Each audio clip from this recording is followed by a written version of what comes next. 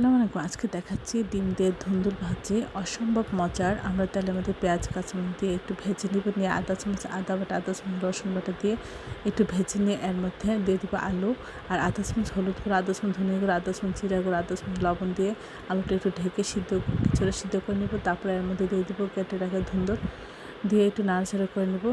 আর এটাতে একটু পানি উঠে যাবে, এই জন্য চুলাটা একটু বাড়িয়ে দিব।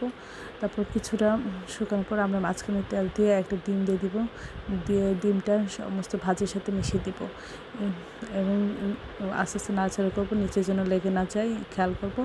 আর পানিটা শুকিয়ে ফেলার চেষ্টা করব, একটু জোরে চলে দিয়ে আর বারবার নাড়াচাড়া করবো। সব কিছু ঠিক থাকলে আমরা নামিয়ে পরিবেশন করব।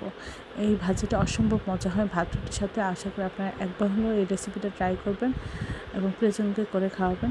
সব আমার চ্যানেলটি লাইক এবং শেয়ার দেবেন, সাবস্ক্রাইব করবেন এবং প্রিয়জনকে বেশি বেশি করে শেয়ার দেবেন। আমার চ্যানেলে সব রকমের রান্নার রেসিপি রয়েছে, আশা করি দেখবেন।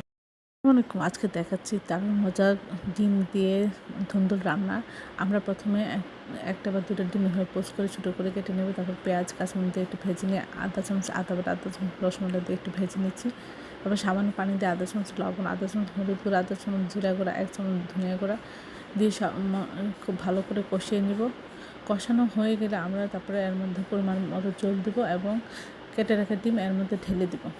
তারপর সব কিছু সাথে জাল হবে, ঝোলটা কমে মাখা মাখা হবে, সব কিছু ঠিক হবে, তখন নামিয়ে পরিবেশন করব। এটা খেতে অসম্ভব মজা লাগে, বাচ্চা থেকে বড় সবাই খুব পছন্দ করে। আশা করি এই রেসিপিটা এইভাবে একবার হলেও আপনারা বাসায় ট্রাই করে দেখবেন। সব আমার চ্যানেলে লাইক এবং শেয়ার দেবেন, সাবস্ক্রাইব করবেন এবং প্রিয়জনকে বেশি বেশি করে শেয়ার দেবেন। আমার চ্যানেলে সব রকমের রান্নার রেসিপি রয়েছে, আশা করে দেখবেন। আর এই সুস্বাদু রান্নাটি একবার হলো ট্রাই করে আপনাদের প্রিয়জন এবং বাচ্চাদের খাওয়াবেন। সবাই খুব পছন্দ করবে আশা করি। আজকে দেখাচ্ছি চিংড়ি মাছ দিয়ে ধুন্দুল ভাজি।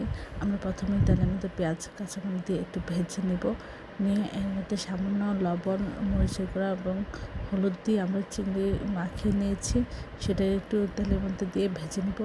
ভাজা হয়ে গেলে আদা চামচ আদা বাটা, আদা চামচ রসুন বাটা দিয়ে আমরা একটু ভেজে নেব।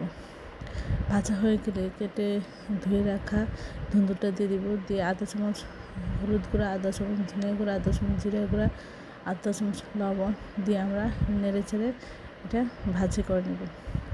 এর মধ্যে পানি উঠে গেলে পানিটা শুকিয়ে নেব। সব কিছু ঠিকঠাক হলে আমরা নামিয়ে পরিবেশন করব। অসম্ভব মজা হয় এটা ভাত রুটি দিয়ে খেতে। আশা করি এই রেসিপিটা আপনারা একবার হলেও ট্রাই করবেন, তাহলে বুঝতে পারবেন এই রেসিপিটা কতটা মজার। সবাই আমার চ্যানেলটি লাইক এবং শেয়ার দেবেন, সাবস্ক্রাইব করবেন এবং প্রিয়জনকে বেশি বেশি করে শেয়ার দেবেন। আর আমার চ্যানেলে সব রকমের রান্নার রেসিপি রয়েছে, আশা করি আপনারা সবগুলি দেখবেন। এই ধরনের মজা মজার রেসিপি পাওয়ার জন্য সবাই আমার চ্যানেলটি লাইক এবং শেয়ার দিয়ে আমার চ্যানেলের পাশে থাকবেন এবং সাবস্ক্রাইব করবেন।